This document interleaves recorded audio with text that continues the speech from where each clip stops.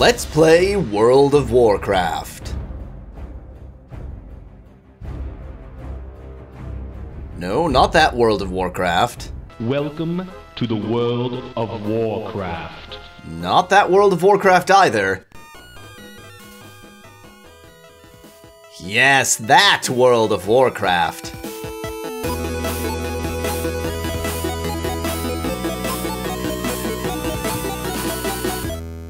Welcome to Obscuros Ludos. I play obscure games. Yes, believe it or not, this is World of Warcraft. It's a bootleg, that is, an unlicensed game made without permission by, in this case, Blizzard, the owners of the Warcraft brand. To understand how this exists, we need to take a step back. As you can presumably guess, this game was made in China, as it is in Chinese. Specifically, it was made by Shenzhen Nanjing Keji Yoxian Gongzi. To us Anglophones, that's Shenzhen Nanjing Technology Company Limited. An odd amalgamation of cultural elements in China allows this to exist. For one, there's quite a significant gap between the rich and the poor, with the poor unable to afford luxuries like, well, modern video games. For two, while Western culture is sometimes censored in China, it has certainly infiltrated the country and is quite popular. People want to experience Western culture. The 2016 Warcraft film, for example, which was almost a flop in the US, was hugely popular in China. And for three, well, they just don't seem to care very much about copyrights. So with this demand for Warcraft-branded products at low prices, companies can manufacture unlicensed clone game consoles like this one. This is a Famiclone. It is a clone of the original Famicom, to us in the US, the Nintendo Entertainment System, and unlicensed bootleg games like this one. This is the game we're going to play, World of Warcraft, for NES on the cheap. If you know where to look, you can get this imported from China for about $10 US, and in China you could probably get it for the equivalent of $1. So even the very poor can afford this as a luxury. Shenzhen Nanjing has produced over 100 such bootlegs of various media, and they're not the only company doing so. But today we're looking at theirs. This is World of Warcraft Demon Hunter. As you can probably guess, I don't read Chinese, so I need to thank Google Translate for making the whole experience possible. I'm just translating the screen. Its translations are sometimes hilariously wrong, but often quite sufficient to understand the game. This game follows the exploits of Illidan's Storm Rage. I must admit, I don't know much about the Warcraft lore, so I need to thank my livestream viewers for keeping me up to date while I played this. By my understanding, Illidan is basically a bad guy in Warcraft. In World of Warcraft itself, you know, the game this game is named after, he's a boss. And with that context, we come to, genuinely, and I'm not kidding, and I'm not exaggerating, the most brilliant opening scene of any video game I have ever experienced. This game opens with Illidan defending his throne in the Outland against players of World of Warcraft. No, seriously, we get the Beast Warrior, which I assume means orc, the Troll Thief, and the Sperm Master. Google, you sure about that translation? Anyway, this ragtag crew attacks Illidan. Yes, them, they're the players, we're Illidan. They attack Illidan, and he easily defeats them. Battles don't actually seem to matter in this game. Whether you win or lose in a battle, the plot continues just the same, even if you're supposed to win. So rather than these enemies we just killed dying, they start arguing about loot. Seriously. I did more damage, so I should get this sword. You may have done more damage, but I healed more. You didn't heal me, you were always healing the tank. Eventually, the Troll Thief rage quits the game. Your enemy. They have the kind of childish argument that real players of World of Warcraft might have, and then another NPC, in this game called My Way, comes to kill Illidan and succeeds.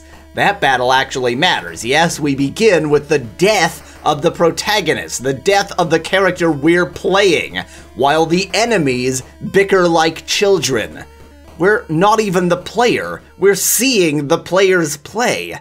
Have you ever seen anything like this? Have you ever heard of anything like this? A game in which the enemies bicker and where one of the enemies rage quits the game? I've never seen anything like this.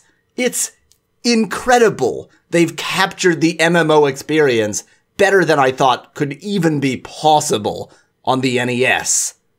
But, unfortunately, it all goes downhill from there. We cut to 10,000 years ago, where we see Illidan's story, minus any of the fun of players of World of Warcraft. The game itself, once we finally get to play, is a pretty standard turn-based RPG, but not particularly well implemented. The balance is all off. Not even just the balance, actually. We can talk more about the balance problems later. The randomness is all off. The same move will do 11 damage in one turn, and then 109 in the next. An enemy can do negligible damage for 20 turns in a row, then suddenly an instant death move with no defense. It does have a kind of interesting mana mechanic, by which you usually have to take damage to regain magic power, but other than that, it's a bog-standard RPG, bog-standard moves, but very poorly balanced. The graphics are just dull. Why is everything so monochrome? I mean, look, the sprites are different colors from each other, see? But each sprite itself is just different shades of the same color. Why? I'm pretty sure the original Nintendo has, you know, color. And aside from that, who are we fighting? Is this anthropomorphic broccoli with cheese? The Statue of Liberty gone mad? Coughing from Pokémon? The music is also lifted from other games with mixed success. Just listen, here's the battle theme, lifted directly from Final Fantasy IV.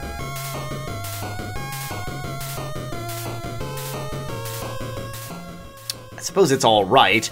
Oh, and just guess what music they use in the most dramatic and pivotal moments. Please, guess. Pause the video here, leave your guess down below.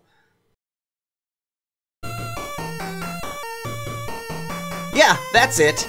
Yeah, it's the Chocobo theme. Da da da da da da da, time to die. Da da da da da da da da, betrayal of the crown. I mean, I get that they stole all the music, but did they listen to it? Did they know what they were stealing? Did they understand where they were putting it? As per the areas themselves, all the areas are just tiny, uninspired mazes, and there are only about a dozen areas in the entire game. In fact, this game is almost entirely cutscene. You spend almost no time moving about, so I suppose the areas themselves basically don't matter. What really matters is the story. So let's talk about the story. Again, I'm not extremely familiar with Warcraft lore, but as far as I'm aware, this is a pretty accurate retelling of the character of Illidan. You can go read a wiki page or play Warcraft III and read the Warcraft III manual. Most of this story seems to be from there. Here's the short version as presented in this game. Illidan is a night elf living in the shadow of his brother Malfurion and the throes of a love triangle with his brother and Tyrande.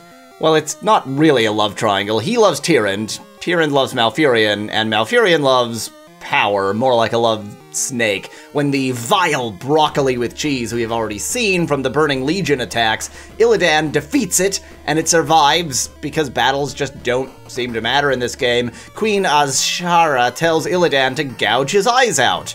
So he does. Turns out, Illidan pretty much does anything anyone tells him to do in this game. He's a very pliant individual. After that ritual, the idea is he can use the power of the Well of Eternity to absorb the broccoli with cheese and become a demon hunter. I assume that his vision is restored by absorbing the broccoli. You know, vegetables are good for your eyesight. But I have no idea how he manages to stumble along until then. He gouges out his eyes the very moment Azshara tells him to. Really, I'm not just misunderstanding the translation, the game made it very clear. Anyway, he succeeds at absorbing the broccoli and becomes a demon hunter, but then overhears the queen chatting with a highborn, I guess an aristocrat, Fasci, about how turning him into a demon hunter will help summon the Burning Legion, not keep them at bay. So he gets Malfurion and Tyrande to help him defeat Fasci, who survives because battles don't matter in this game, and the queen, who doesn't, installing Malfurion as leader. But whoops, turns out Malfurion is all evil and decides the only solution to this problem is to drown all aristocrats and destroy the well.